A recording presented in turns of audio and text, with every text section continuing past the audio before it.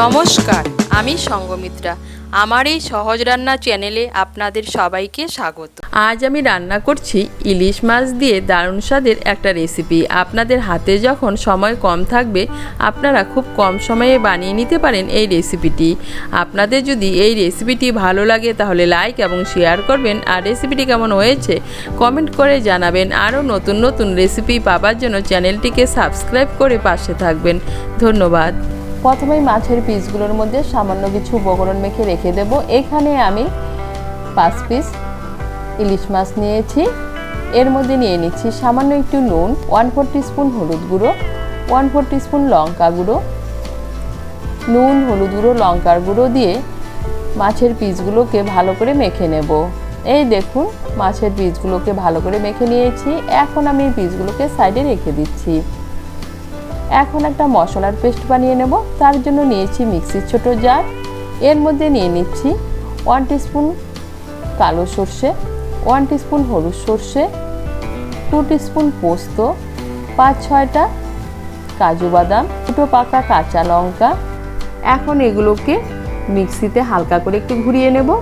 এখানে সর্ষে, পোস্ত, কাজু বাদাম আর কাঁচা লঙ্কার পরিমাণটা আপনারা কম বেশি করে নিতে পারেন। এই দেখুন, সর্ষে, পোস্ত, কাজু বাদাম আর কাঁচা লঙ্কা হালকা করে একটু ঘুরিয়ে নিয়েছি। এখন এর মধ্যে নিয়ে নিচ্ছি 1 টেবিল স্পুন টক দই আর সামান্য একটু জল মিশিয়ে নিয়ে একটা মিহি পেস্ট বানিয়ে নেব।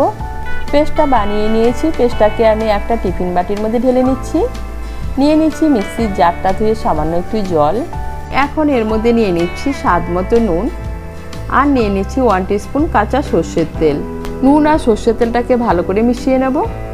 নুন আর সর্ষের তেলটাকে ভালো করে মিশিয়ে নিয়েছি। এখন এর মধ্যে দিয়ে দিচ্ছি নুন, হলুদ আর লঙ্কা গুঁড়ো দিয়ে মেখে রাখা মাছের পিসগুলোকে। মাছের পিসগুলোকে মশলার সঙ্গে ভালো করে মিশিয়ে নেব। মাছের পিসগুলোকে মশলার সঙ্গে ভালো করে মিশিয়ে নিয়েছি। এখন এর মধ্যে দিয়ে দিচ্ছি চিড়ে রাখা কাঁচা লঙ্কা, আরও 1 চামচ কাঁচা সর্ষের তেল। এখন টিফিন বাটির ঢাকনাটা বন্ধ করে দেব। বন্ধ করে দিয়ে ভাপে রান্না করে নেব। ভাপাটা রান্না করার জন্য আমি কড়াইতে জল বসিয়েছি। জলটাও গরম হয়ে গিয়েছে। এর মধ্যে আমি টিফিন বাটিটা বসিয়ে দিচ্ছি। এখন গ্যাসের আঁচটাকে মিডিয়াম করে 20 থেকে 25 মিনিটের জন্য ঢেকে দেব ভাপাটা রান্না হওয়ার জন্য। গ্যাসের আঁচটাকে মিডিয়াম করে 20 মিনিটের জন্য ঢেকে দিয়েছিলাম। এখন ঢাকনাটা খুলে দেব আর গ্যাসটা বন্ধ করে টিফিন বাটিটা ঠান্ডা হতে দেব। টিফিন বাটিটা ঠান্ডা হলে তুলে নিয়ে পরিবেশন করব। টিফিন বাটিটা ঠান্ডা হয়ে গিয়েছে। আমি টিফিন বাটিটা তুলে নিয়েছি। আমি আপনাদেরকে খুলে দেখাচ্ছি।